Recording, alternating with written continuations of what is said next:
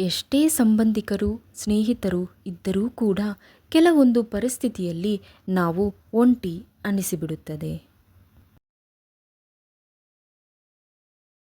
ನಮ್ಮವರು ಅಂತ ಅಂದುಕೊಂಡವರೆಲ್ಲ ನಮ್ಮ ಜೊತೆ ಯಾವಾಗಲೂ ಒಂದೇ ಥರ ಇರ್ತಾರೆ ಅನ್ನೋದು ನಮ್ಮ ತಪ್ಪು ಕಲ್ಪನೆ.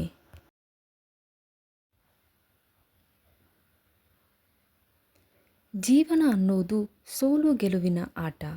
ಗೆದ್ದವನಿಗೆ ಸೋಲಬಾರದೆಂಬ ಭಯ ಇದ್ದರೆ ಸೋತವನಿಗೆ ಗೆಲ್ಲಲೇಬೇಕೆಂಬ ಛಲವಿರುತ್ತದೆ. ನೋವುಗಳು ಸಹಜವಾಗಿ ಬರುತ್ತೆ, ಹಾಗಂತ ಕುಗ್ಗದಿರು. ನೋವುಗಳೆಲ್ಲವನ್ನೂ ಒಮ್ಮೆ ಕುಗ್ಗಿಸಿ ನೋಡು, ನೋವುಗಳು ನಿನ್ನ ಮುಂದೆ ಕುಗ್ಗಲು ಆರಂಭಿಸುತ್ತದೆ. ನಮ್ಮ ಬದುಕಲ್ಲಿ ಸಮಯ ಬದಲಾಗುತ್ತೋ ಇಲ್ಲವೋ ಗೊತ್ತಿಲ್ಲ, ಆದರೆ ನಮ್ಮ ನಡುವೆ ಇರುವ ಜನರ ಮನಸ್ಸು ಮಾತ್ರ ಕ್ಷಣ ಕ್ಷಣಕ್ಕೂ ಬದಲಾಗುತ್ತಲೇ ಇರುತ್ತದೆ.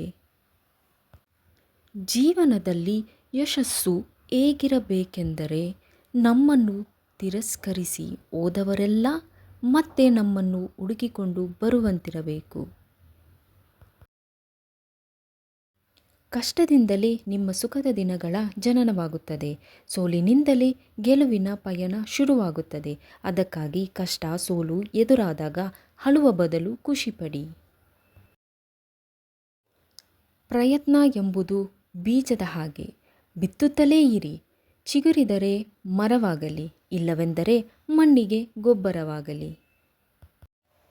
ಕೆಲವೊಮ್ಮೆ ಮನಸ್ಸು ಹೇಳುತ್ತದೆ, ಜನ ನಿನ್ನೊಂದಿಗೆ ಹೇಗೆ ವರ್ತಿಸುತ್ತಾರೋ ನೀನು ಹಾಗೆ ವರ್ತಿಸು ಎಂದು.